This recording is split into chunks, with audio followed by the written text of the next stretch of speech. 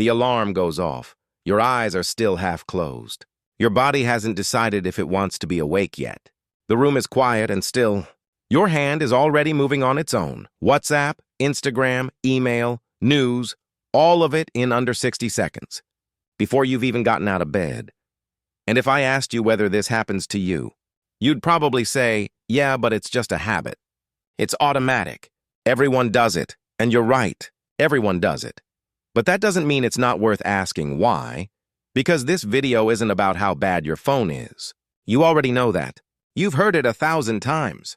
What we're going to explore today is something more interesting and more uncomfortable at the same time. What that automatic gesture reveals about the internal state of your nervous system, about your anxiety, about how your brain has learned to manage uncertainty without you ever consciously deciding it should.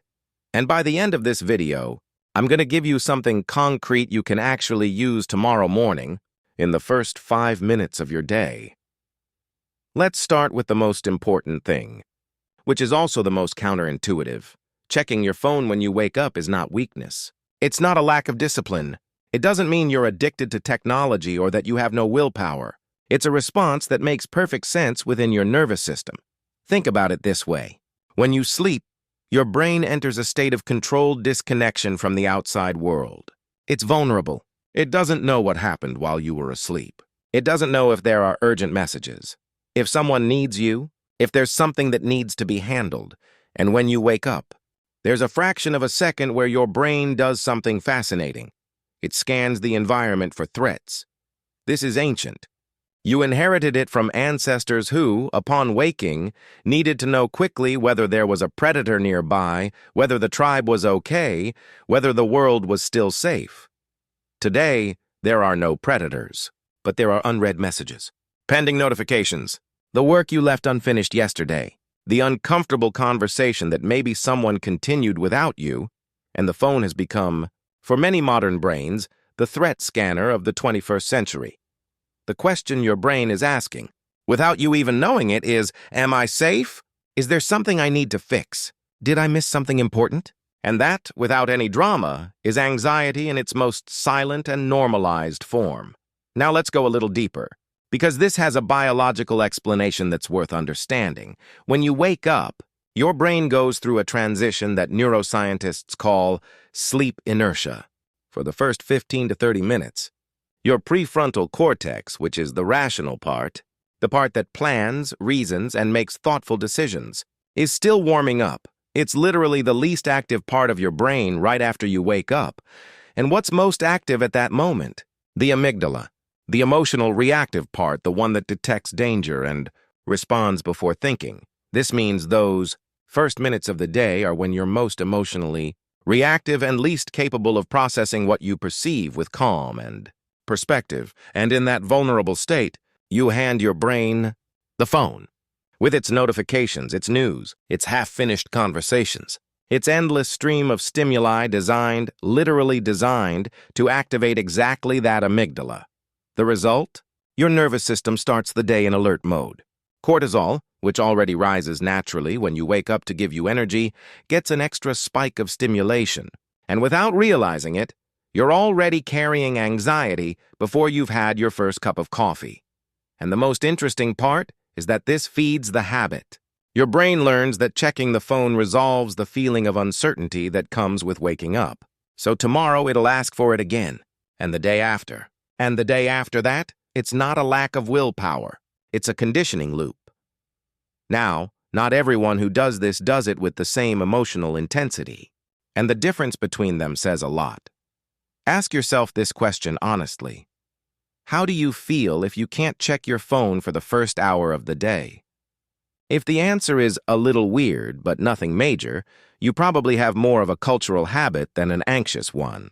The phone has become part of your routine, but you're not using it to manage emotions. But if the answer is restless, irritable, with the feeling that I'm missing something important, or that something might be wrong, then you're using your phone as an emotional regulator. And that's the key difference. Using your phone to entertain yourself is fine. Using it to calm a nervous system that doesn't know how to sit with uncertainty, that deserves attention. People with higher levels of chronic anxiety with a tendency toward hypervigilance, with high sensitivity or anxious attachment patterns, tend to show a much more intense dependence on the morning scan. Not because they're weak, but because their nervous system has learned something very specific. That information is control, and control is safety. Does that sound familiar? Okay, now the part that actually matters. What do you do with all of this? I'm not going to tell you to throw your phone out the window or to wake up at dawn and meditate for an hour. That's not realistic for most people, and honestly, it's not necessary either. The first thing and the simplest is this. For the first 20 minutes after waking up, the phone doesn't exist. You don't have to meditate. You don't have to do yoga. Just don't pick it up. Make yourself a coffee. Look out the window. Take a shower, stretch, whatever feels right. What you're doing in those 20 minutes is giving your prefrontal cortex time to properly activate before you expose yourself to stimuli. You're starting the day from calm, not from alert. At first, it's going to feel uncomfortable. That discomfort you feel is exactly the anxiety we were describing.